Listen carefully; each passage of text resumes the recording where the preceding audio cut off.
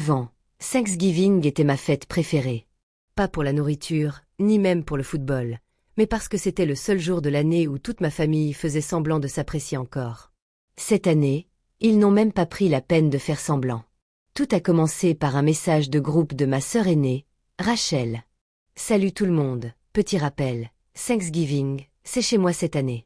Soyez là à 15 heures. Ne soyez pas en retard. Comme l'année dernière, je suis restée plantée devant mon téléphone, dans la salle de pause au travail, une tasse de café brûlée à la main. J'ai répondu, parfait. Vous avez besoin que j'apporte quelque chose? 3 points sont apparus, puis ont disparu. Aucune réponse. Ça aurait dû être un premier signe d'alerte, mais j'ai fait comme d'habitude. Parce que quand on est la gentille de la famille, on passe sa vie à se convaincre que le silence ne veut rien dire. Le matin de Thanksgiving, je me suis levée tôt. Le ciel, dehors, était gris et lourd, comme s'il allait neiger, sans qu'on en soit tout à fait sûr. J'ai cuisiné quand même. Patates douces rôties, gratin de haricots verts, et même une tarte à la citrouille maison. Ma minuscule cuisine embaumait la cannelle, le beurre et l'effort. J'avais tout emballé soigneusement dans des barquettes en aluminium. J'avais même imprimé une petite étiquette pour la tarte, de la part d'Alex, joyeux Thanksgiving. Mon Dieu, j'étais pathétique. J'ai renvoyé un texto à Rachel, je pars.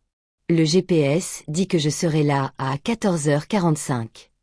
Pas de réponse. J'ai haussé les épaules, pris mes clés et je suis partie. Rachel habitait une grande maison de banlieue, le genre avec 2 garages et des piliers en fausse pierre devant la porte d'entrée. En grandissant, elle avait toujours rêvé d'une vie parfaite, un mari parfait, des enfants parfaits, une maison parfaite. Elle a tout eu. Moi, j'ai un studio et un boulot qui me permet à peine de payer le loyer. En arrivant chez elle, j'ai eu un mauvais pressentiment. Pas de voiture, pas de ballon sur la boîte aux lettres, pas de vélo d'enfant sur la pelouse, aucune odeur de dinde, juste le silence. J'ai revérifié l'adresse. Même maison, même numéro. Je me suis approchée de la porte et j'ai frappé. Rien. J'ai frappé à nouveau. Toujours rien. Mon téléphone vibra. Un message de ma mère. Où es-tu? Un soulagement immense m'envahit. Je suis chez Rachel. Il n'y a personne. 3 points. Puis, ah, juste ça. Oh, comment ça? Je tapais un long silence. Puis un autre message. On a changé de programme. Mon estomac se noie. Changé? Comment? Nouveau silence. Puis le dernier message qui résonne encore dans ma tête. On est allé à la maison de ton oncle au bord du lac. C'est plus simple pour tout le monde. Je restais là, sur le perron de Rachel, 3 barquettes de nourriture à la main, me sentant idiote. Tu ne pouvais pas me le dire. J'envoyais un SMS. Maman ne répondit pas. Rachel ne répondit pas. Personne ne répondit. Je restais assise dans ma voiture pendant près de 10 minutes, fixant le volant. La nourriture commençait à embuer les vitres. Je me sentais bête d'être surprise, car ce n'était pas nouveau. C'était juste la version la plus évidente de quelque chose qui se produisait depuis toujours. En grandissant, j'étais toujours celle qui avait le plus de choses à faire. Rachel était la chouchoute. Mon petit frère, Marc, était le boute-en-train. Moi, j'étais juste là. La fiable. Celle qui aidait à déménager. Celle qui prêtait de l'argent sans jamais le réclamer. Celle qui ne faisait pas d'histoire. Alors, quand ils oubliaient de m'inviter, je ravalais ma fierté. Quand ils me coupaient la parole à table, je souriais. Quand ils se moquaient de mon travail, de mon appartement, de mon absence de vie sociale, je riais avec eux, pensant que c'était le prix à payer pour être incluse. Sauf que cette fois-ci, je n'étais même pas incluse. Je suis rentrée en voiture, j'ai mangé le repas de Thanksgiving seul sur mon canapé, j'ai réchauffé des patates douces au micro-ondes, mangé une tarte froide, regardé les autres familles à la télé pendant que la mienne ignorait mes messages. À 21h, Rachel a enfin envoyé un texto. Désolée. C'est devenu compliqué. On pensait que tu étais au courant. Pensez. Bien sûr. Je n'ai pas répondu. Pour la première fois de ma vie, je n'ai pas répondu. Et c'est là que tout a basculé. Décembre est arrivé à toute vitesse. De la neige sur les trottoirs, des chants de Noël dans tous les magasins, ce mélange étrange de joie et de solitude dans l'air. La conversation de groupe de ma famille était devenue muette. Plus de mèmes, plus de nouvelles, plus de « qu'est-ce que tu veux pour Noël ?» Juste le silence, qui, honnêtement, me faisait moins mal que je ne l'aurais cru. Puis, 2 semaines avant Noël, j'ai reçu un appel d'un numéro inconnu. J'ai failli ne pas répondre, mais quelque chose m'a dit de le faire. « Bonjour Alex. C'est moi, tante Linda. » Mon cœur s'est serré. Linda était la sœur de mon père, la seule parente qui m'ait jamais traitée comme une personne à part entière. « Comment vas-tu » a-t-elle demandé doucement. « Ça va. Quoi de neuf ?» Elle a hésité, puis a dit quelque chose qui m'a glacé le sang. « Est-ce que quelqu'un t'a parlé du testament de ta grand-mère ?» Ma main s'est engourdie autour du téléphone. « Ma grand-mère ? Oui. Elle est décédée le mois dernier, ma chérie. » La pièce a tourné. Quoi ? Personne ne me l'avait dit. Un silence à l'autre bout du fil, puis un léger soupir triste. Oh, Alex. J'étais très proche de ma grand-mère. Elle était la seule à m'écouter vraiment. Quand j'étais enfant, je passais mes week-ends chez elle. On faisait des biscuits, on jouait aux cartes, on regardait de vieux films. Elle me disait toujours, « Tu es différente des autres, et ce n'est pas une mauvaise chose. » Et puis elle est partie. Sans que personne ne me le dise. « Pourquoi m'appelles-tu maintenant ?» ai-je demandé. La voix de tante Linda s'est faite plus grave. « Parce que l'avocat m'a appelé. Il a dit, il y a un problème avec l'héritage. » J'ai eu un mauvais pressentiment. Quel genre de problème ? Elle a marqué une pause, puis a prononcé les mots qui ont tout changé. « Apparemment, tu es la principale héritière. » J'ai ri, vraiment ri. « Ouais, c'est ça. Je suis sérieuse. » Elle a ajouté, « Ta grand-mère t'a légué la majeure partie de ses biens. » Ce n'est pas possible. Rachel et Marc étaient furieux, a-t-elle interrompu. Ils se disputent avec l'avocat depuis des semaines. J'ai eu la gorge sèche. Quel bien. Linda a expiré. Son appartement, ses économies et la maison au bord du lac. La maison au bord du lac. Le même restaurant où ma famille allait pour Thanksgiving. Celui où il ne m'avait pas invité. Celui dont j'ignorais même l'existence au sein de ma grand-mère. Ma main se mit à trembler. Alors, de combien parle-t-on ? Un autre silence. Puis elle dit doucement, environ 2 millions de dollars. Un silence complet s'installa dans la pièce. Plus de télévision, plus de chauffage, plus aucun bruit de la ville. Juste les battements de mon cœur. 2 millions.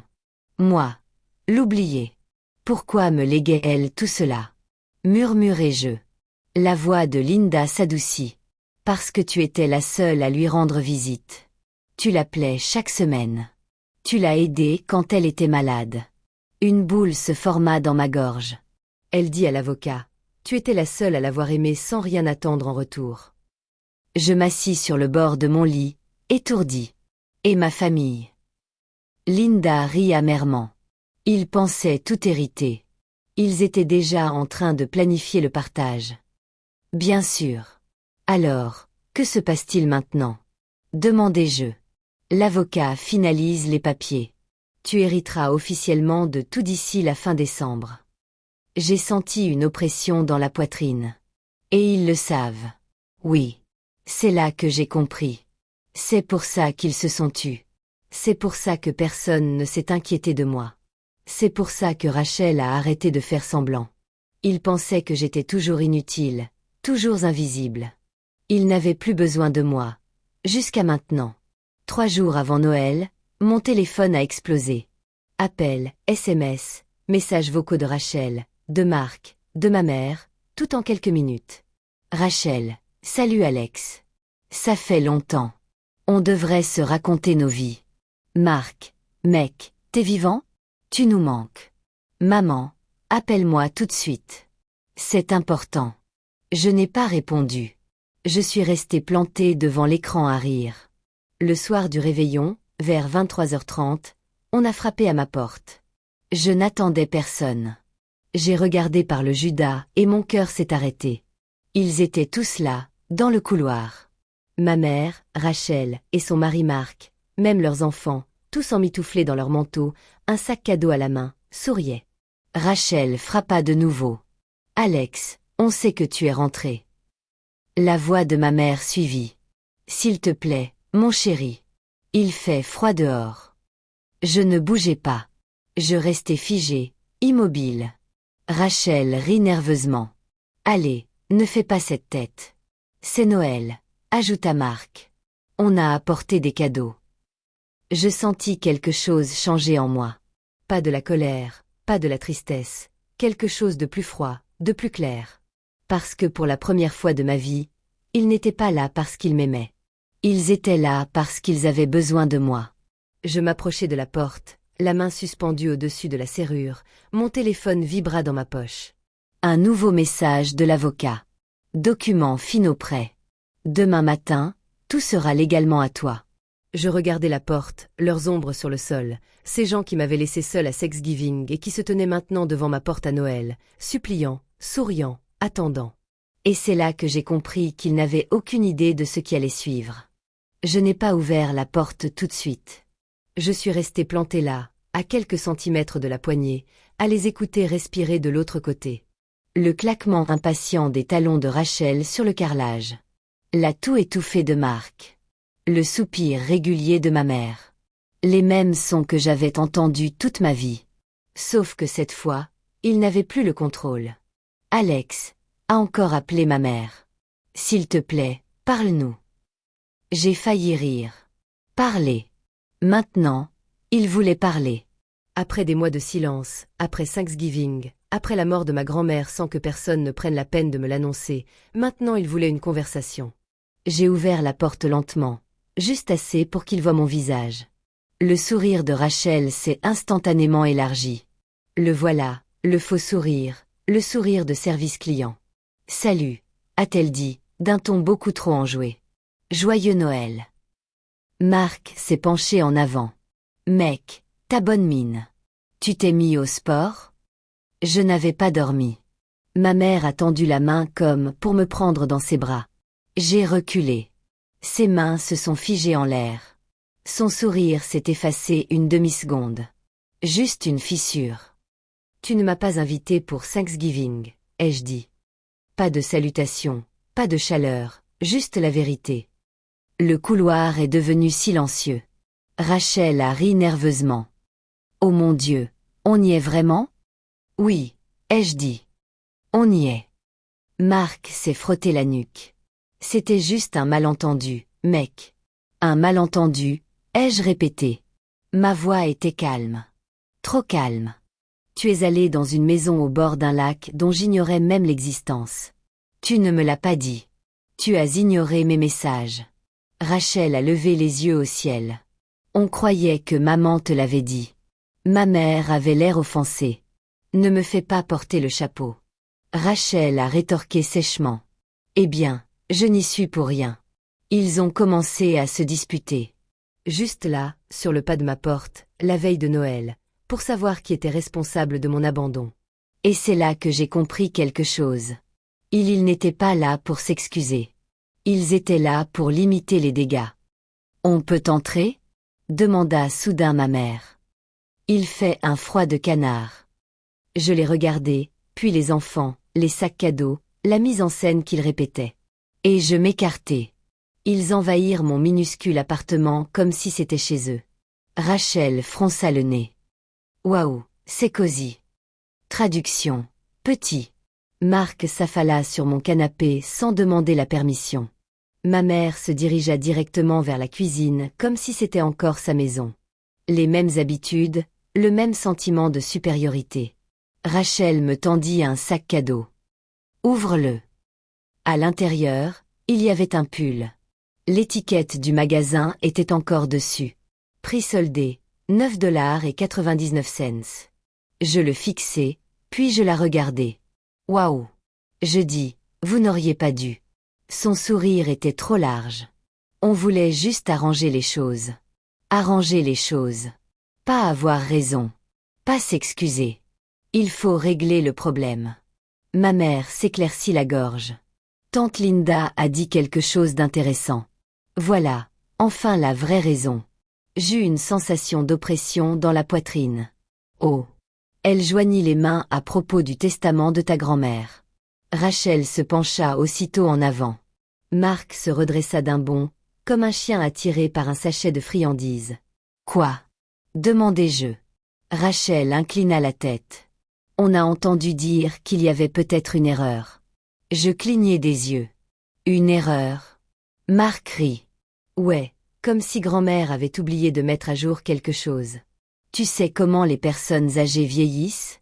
Elle était d'une vivacité d'esprit incroyable jusqu'à son dernier souffle. Ma mère soupira théâtralement. On trouve ça juste injuste. Injuste. Encore ce mot. Toujours injuste quand quelque chose ne leur est pas profitable. Injuste comment? Demandai-je.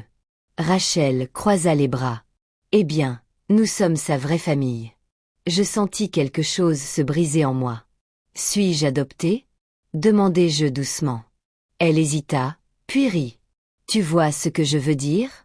Je le savais, et ça faisait quand même mal. Marc se pencha en avant, la voix basse. Écoute, Alex, on n'essaie pas de profiter de toi.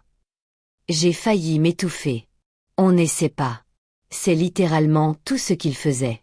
On pense juste que c'est logique de tout partager équitablement, a dit ma mère. Comme une famille normale. Je l'ai fixé du regard. Comme une famille normale qui ne dit pas à son fils que sa grand-mère est morte. Silence. Un silence total. Personne ne parlait. Rachel serra les dents. C'était différent. Elle murmura. Comment ça? Elle fit un geste de la main. On était occupés. Occupés avec la maison au bord du lac, avec Thanksgiving, avec la vie sans moi. J'ai inspiré lentement, profondément. Vous savez ce que grand-mère me racontait toujours. Ils n'ont pas répondu. Elle disait que j'étais le seul à lui rendre visite sans lui demander d'argent. Rachel a ricané. Ce n'est pas vrai. Si, ai-je dit. Vous lui rendiez visite une fois par an pour les fêtes, et vous demandiez toujours des nouvelles de l'appartement. Marc s'est agité, mal à l'aise. Ma mère a détourné le regard. Elle m'a tout laissé, ai-je dit doucement. Parce que j'étais le seul à la traiter comme une personne. Le visage de Rachel s'est transformé. Son sourire s'est effacé. Le masque est tombé. Tu ne mérites pas tout ça, a-t-elle dit sèchement. Voilà. La vraie elle. Vraiment? Ai-je demandé. Non, a-t-elle rétorqué.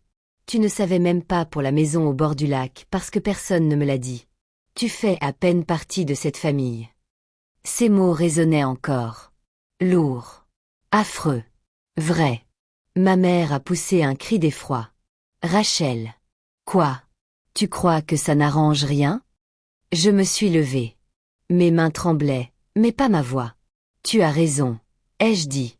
Je fais à peine partie de cette famille. Ils se sont tous figés. Rachel semblait confuse. Marc semblait soulagé. Ma mère avait l'air effrayée. C'est pour ça que j'arrête de faire semblant. Je suis allée à la porte et l'ai ouverte en grand. Un courant d'air froid s'est engouffré. Sors. Harry Rachel. Tu plaisantes. Je n'ai pas bougé. Ma mère a chuchoté. Alex, s'il te plaît. Dehors. Marc s'est levé lentement. Frère, ne sois pas comme ça. J'ai toujours été comme ça, ai-je dit. Tu ne l'as juste jamais remarqué. Il ne bougeait pas. Alors, j'ai sorti mon téléphone, composé un numéro et mis le haut-parleur. Bonjour, ici Harrison Klein, avocat spécialisé en droit successoral. Salut, ai-je dit. Ici Alex Turner, l'héritier. Rachel a pâli. Marc est resté bouche bée. Ma mère s'est assise brusquement. Oui. Bonjour, Alex. L'avocat a dit, tout est finalisé. Encore félicitations. Merci, ai-je dit. Je voulais juste confirmer quelque chose. Bien sûr. Ai-je une obligation légale de partager l'héritage? Un silence. Absolument aucune. Le testament est incontestable, a murmuré Rachel. Oh mon Dieu! J'ai hoché la tête. C'était tout ce qu'il me fallait. J'ai raccroché, je les ai regardés et j'ai souri. Pour la première fois de ma vie, un vrai sourire. Puis j'ai dit, sortez de mon appartement. Ils sont partis. Sans crier, sans faire d'histoire, simplement vaincus. Rachel ne s'est pas retournée. Marc a marmonné quelque chose que je n'ai pas entendu. Ma mère pleurait en silence dans le couloir. J'ai fermé la porte à clé et me suis appuyée contre. Je respirais, tremblais, libre. Le matin de Noël, je me suis réveillée dans le silence. Pas de conversation de groupe, pas d'amour factice, pas d'obligation, juste la lumière du soleil à travers ma fenêtre et un message de l'avocat. Transfert de fonds, titre de propriété. J'ai fixé mon téléphone. 2 millions de dollars. La maison au bord du lac, l'appartement, tout était à moi. 2 semaines plus tard, je suis allée seule à la maison au bord du lac. La neige recouvrait le ponton. L'eau était gelée. La maison sentait le vieux bois et les souvenirs. Il y avait une photo sur la cheminée. Ma grand-mère et moi, jouant aux cartes. J'ai ri et pleuré. Au même moment, j'ai vendu la maison de rêve de Rachel. J'ai vendu l'appartement de ma grand-mère. J'ai gardé la maison au bord du lac. J'ai démissionné. J'ai créé ma propre entreprise. Thérapie, voyage, paix. Ma famille a essayé de me contacter pendant des mois. Je n'ai jamais répondu parce que, pour la première fois, je n'étais pas celle de trop. Je n'étais pas celle qu'on oublie. Je n'étais pas le plan B. J'étais enfin celle qui avait choisi. Et j'avais choisi moi-même.